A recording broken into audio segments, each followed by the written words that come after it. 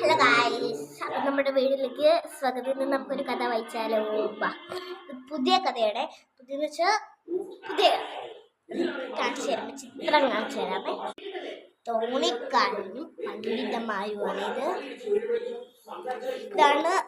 ഇതാണ് തോണിക്കാരൻ, ഇത് പണ്ഡിതന്മാരും. വായിക്കാം.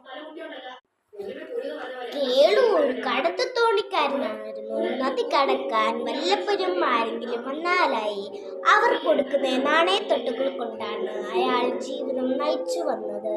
ഒരു ദിവസം 3 പേർ നദി കടക്കാനായി വഞ്ചിയിൽ കയറി. വളരെ വീതിയുമുള്ളതും ആഴവുമുള്ളതുമായിരുന്നു നദി. കേളു വഞ്ചി തുഴഞ്ഞു തുടങ്ങി. വഞ്ചി നീങ്ങിയപ്പോൾ യാത്രക്കാർ തമ്മിൽ വലിയ വലിയ കാര്യങ്ങൾ സംസാരിച്ചു തുടങ്ങി.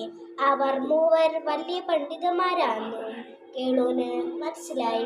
വഞ്ചി വീണ്ടും മുന്നോട്ട് നീങ്ങി. ഒരു പണ്ഡിതൻ കേളുവിനോട് ചോദിച്ചു, എടോ, തനിക്ക് വേദങ്ങളെയും പുരാണങ്ങളെയും ഇവയെ പറ്റിയൊക്കെ തനിക്ക് എന്തെങ്കിലും അറിയാമോ? അടുത്ത പേജെടുക്കാം. അയ്യോ പണ്ഡിതരെ, എനിക്കൊന്നും അറിയില്ല. ഇങ്ങനെ കിട്ടുന്നത് വെച്ച് ഞാൻ അങ്ങ് കഴിഞ്ഞു കൂടുന്നു, കേളു പറഞ്ഞു. പണ്ഡിതന്മാർ അന്യോന്യം നോക്കി, എന്നിട്ട് ഉറക്കെ ചിരിച്ചു.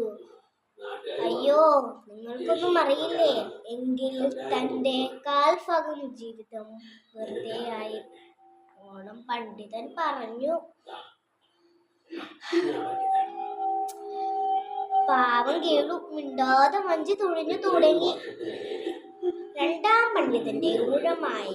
അയാൾ ചോദിച്ചു, ഹേ തോണിക്കാരാ, തനിക്ക് ജ്യോതിർഹാരങ്ങളെ കുറിച്ച് കേളുവിന് വല്ലതും അറിയാമോ? അയ്യോ, എനിക്കൊന്നും അറിയില്ല, കേളു പറഞ്ഞു. എങ്കിൽ തൻ്റെ ജീവിതം പാഴായി